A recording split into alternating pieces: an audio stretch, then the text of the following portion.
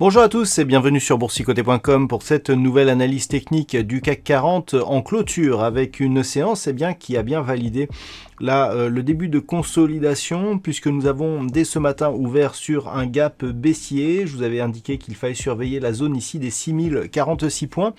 Cette zone elle a été significative puisque après avoir été support ici sur les trois précédentes bougies, elle a agi comme une résistance sur la bougie du jour et a donc repoussé le CAC 40 vers de nouveau plus bas.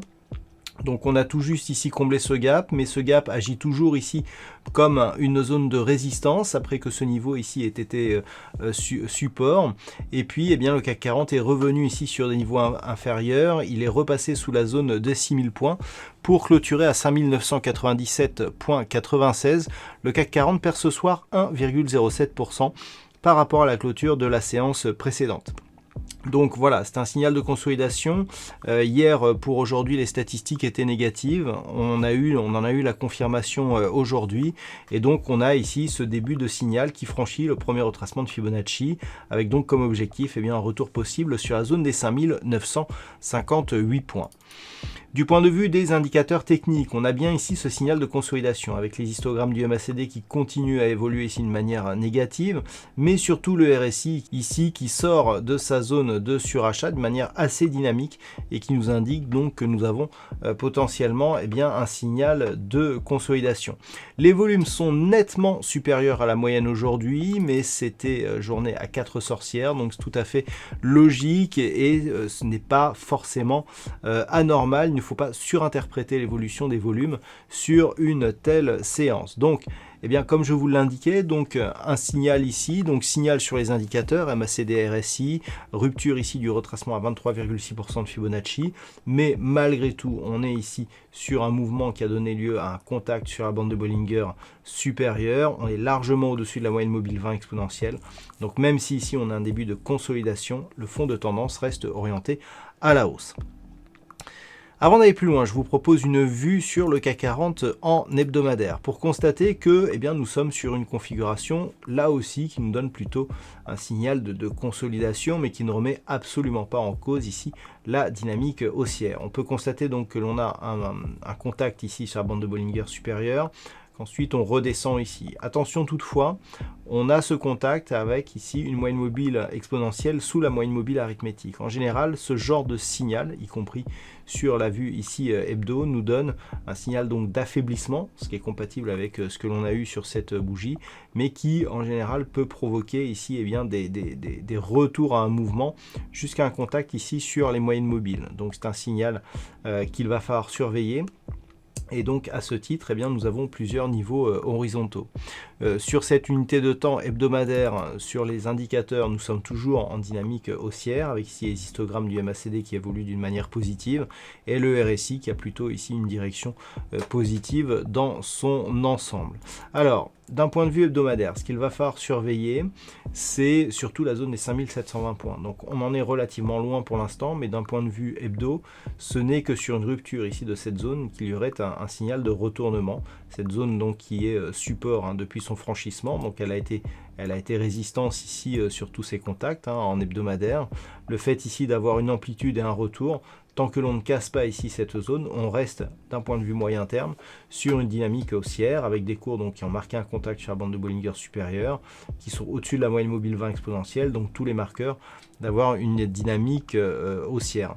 Par contre, en cas de rupture ici des 5720 points, donc ça peut arriver la semaine prochaine ou la semaine suivante, là effectivement on aurait des signaux qui seraient peut-être différents et qu'il faudrait observer de plus près. Quoi qu'il en soit, on reste donc sur une dynamique plutôt haussière, avec en perspective donc la poursuite des cours en direction des 6110 points, et en cas de cassure, eh bien de nouveaux plus hauts, alors qui sont d'ores et déjà historiques, hein, si on prend la peine de réintégrer les dividendes dans le CAC 40 cette semaine. On a eu donc des nouveaux plus hauts significatifs, mais surtout eh bien, qui valideront l'effacement, si j'ose dire, de la crise pandémique de Covid-19, puisque les 6110 points étaient la zone de résistance qu'avait le CAC 40 juste avant le déclenchement de cette crise.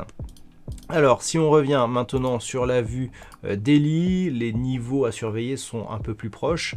Alors, comme je vous l'avais indiqué ce matin, sur rupture ici du retracement à 23,6% de Fibonacci, le niveau à surveiller, c'est tout simplement le prochain retracement, à savoir la zone ici des 5961 points, 5962, qui est très proche d'une zone clairement identifiée ici à 5958. C'est clairement le niveau ici qu'il faudra surveiller dès lundi. La moyenne mobile 20 exponentielle va continuer à monter et donc va se rapprocher de ce niveau, ce qui va renforcer le côté significatif de ce niveau horizontal. Donc en cas de rupture, là, eh bien, on aura un objectif de poursuite dans la zone 50-61,8, voire en extension ici la zone des 5864 points. D'un point de vue court terme, c'est cette zone des 5864 points qu'il ne faudrait pas franchir pour ne pas affaiblir la dynamique. Pourquoi ? Puisque déjà, si on franchit 5864 points, on passerait d'un statut d'attaque agressive des moyennes mobiles vers je dirais un transpercement de ces moyennes mobiles, et le fait que cette zone soit juste sous le retracement à 61,8% de Fibonacci entérinerait le fait que l'on aurait une forte probabilité de revenir sur un retracement total. Donc d'un point de vue daily, c'est vraiment cette zone qu'il faudra surveiller.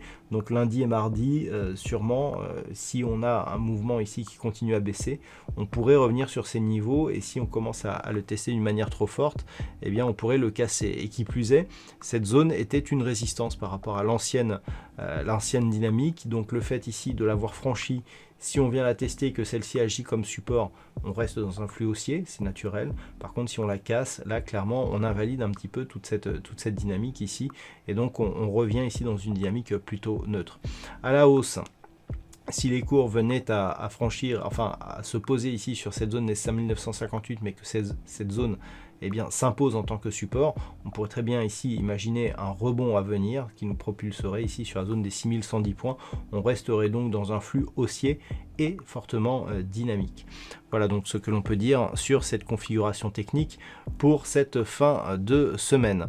D'un point de vue statistique, donc nous avions des statistiques assez baissières pour le début de la semaine prochaine. Le fait qu'on ait marqué une baisse aujourd'hui a réduit ses probabilités, puisqu'on repasse sur une probabilité légèrement haussière. Alors la conviction n'est pas très forte, puisque selon des configurations similaires, et notamment avec ici ce petit signal de consolidation, eh bien la probabilité nous donne un pourcentage d'évolution à 53% haussier par rapport au niveau d'ouverture, mais avec une conviction qui est somme toute assez moyenne. Donc on a même quelques hésitations un peu plus tard dans la semaine.